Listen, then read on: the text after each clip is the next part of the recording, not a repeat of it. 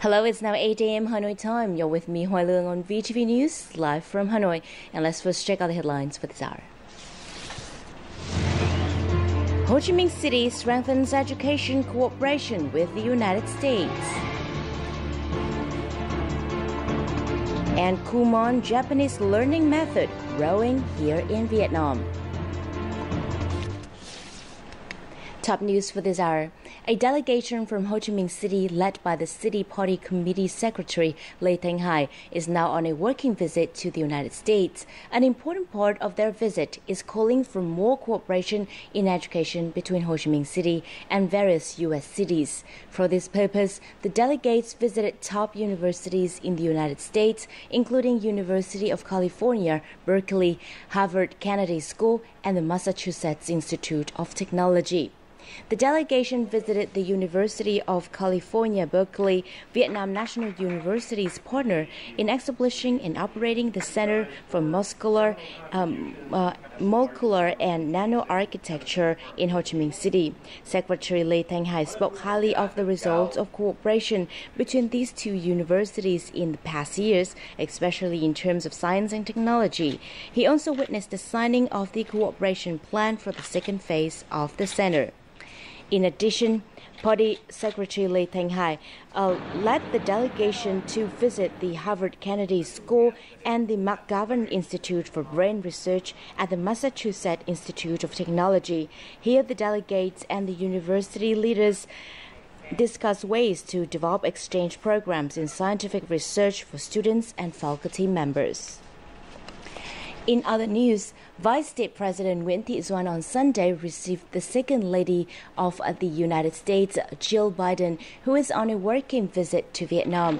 Vice State President Nguyễn Thị Doan spoke highly of Jill Biden's visit to Vietnam soon after the two countries celebrated the 20 years of normalization of diplomatic relations. She also urged the two sides to strengthen cooperation in promoting gender equality and the role of women, thereby tightening Vietnam-U.S. relations. For her part, U.S. Second Lady Jill Biden thanked Vietnam for helping the U.S. in the search for American servicemen missing in action and pledged to continue supporting Vietnam in the fields of education, humanitarian issues, and dealing with consequences of the war.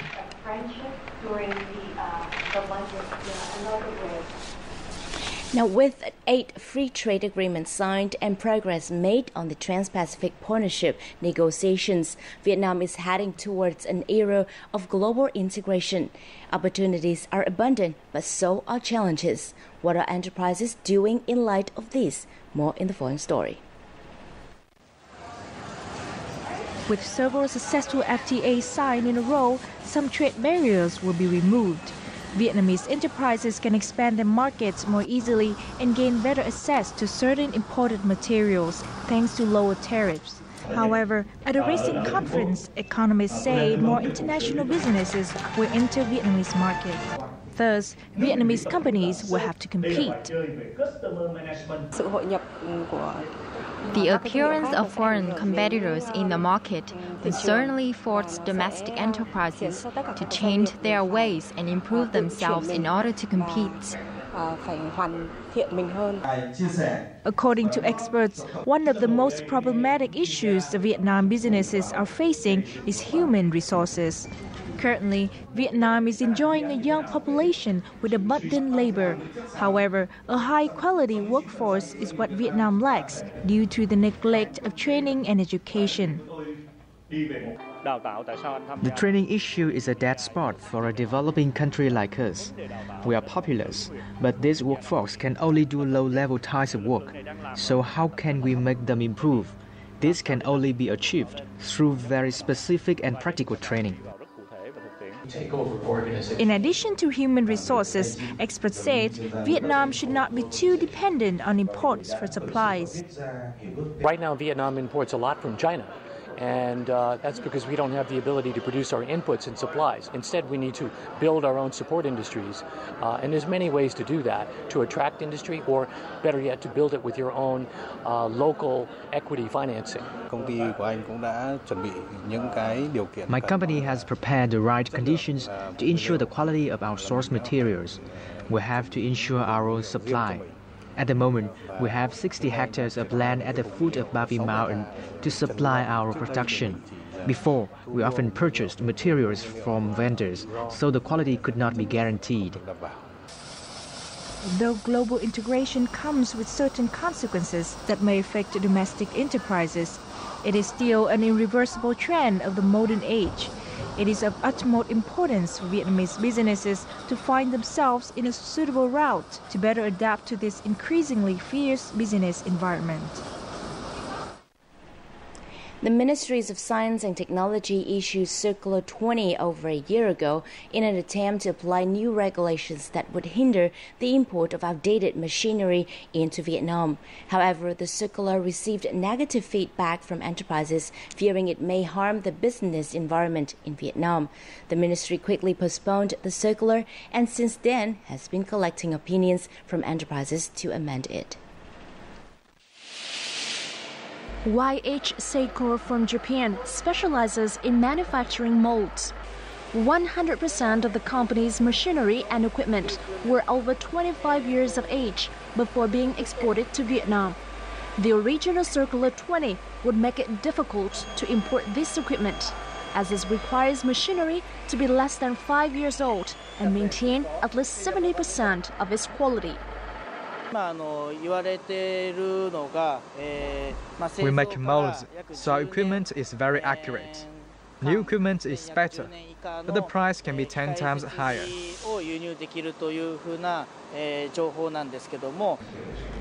At Vietnam Business Forum 2015, enterprises from the US, Europe, Japan and South Korea told the Prime Minister about obstacles that hindered their investment in Vietnam.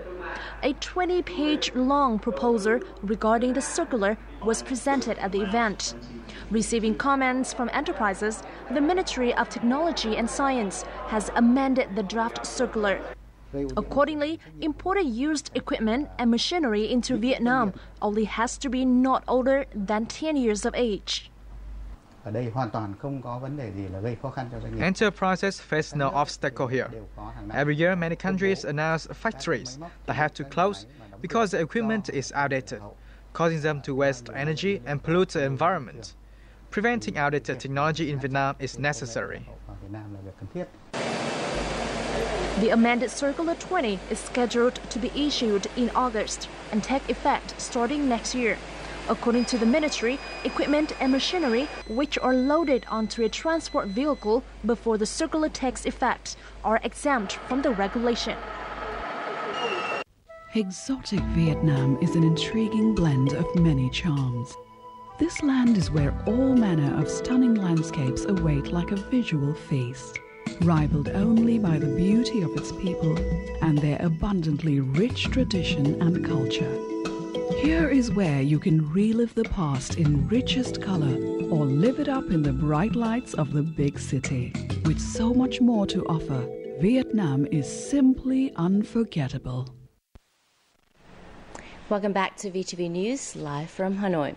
A performance show was organized on Saturday in the lead-up to the War Invalids and Martyrs Day on July the 27th at Liberation Square in Quang Tri Central Province. The event was attended by Politburo member Dinh Thị Huynh, head of Party Central Committee's Commission for Communication and Education. He took this opportunity to honor the sacrifice that Vietnamese war heroes have made over the past 68 years. Not only did the show teach patriotism, but it also showed the community's token of gratitude. The show featured many emotional stories, reunited brothers in arms, and returned war antiques to families of fallen heroes. Also, on the occasion of Vietnam's War Invalids and Martyrs Day, July the 27th, nearly 500 war invalids and family members of martyrs in the northern province of Vĩnh Phúc were given free medical examinations and medicine on Sunday. Gathering at Ha Tien Pagoda Polyclinic, the war invalids were examined by more than 100 doctors from Vietnam Heart Association, Hanoi Heart Hospital, and Viet Đức Hospital. After being examined, the war invalids received free medicine or had their examination result transferred to other specialized hospitals for further treatment. More than 500 gift packages were also delivered to the war invalids on this occasion.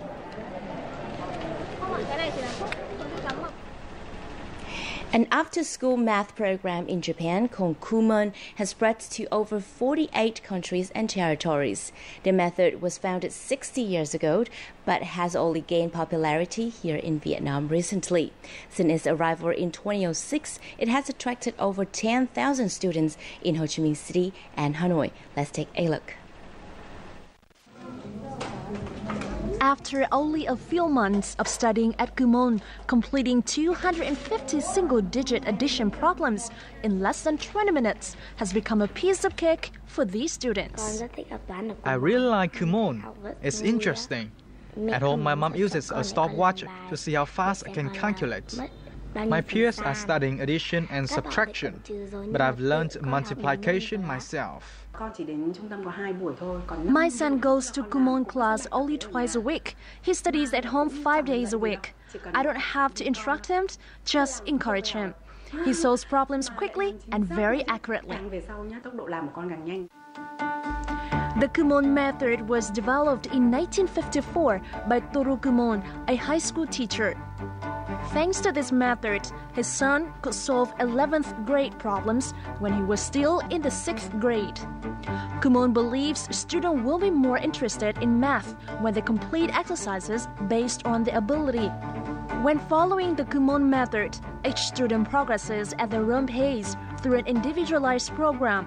The students also acquire new knowledge themselves. Kumon exercises get harder a little bit at a time. There are always examples and hints. When a student learns a new thing on his own, he can memorize it much better. In Vietnam, we hope that Kumon will help children maximize their ability. This is essential to the future of Vietnam.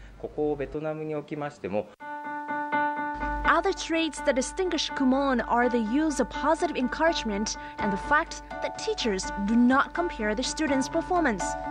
Practical, interesting, and individually tailored, Kumon method is gaining more and more popularity in Vietnam. And finally, before moving to a close, let's update the weather forecast.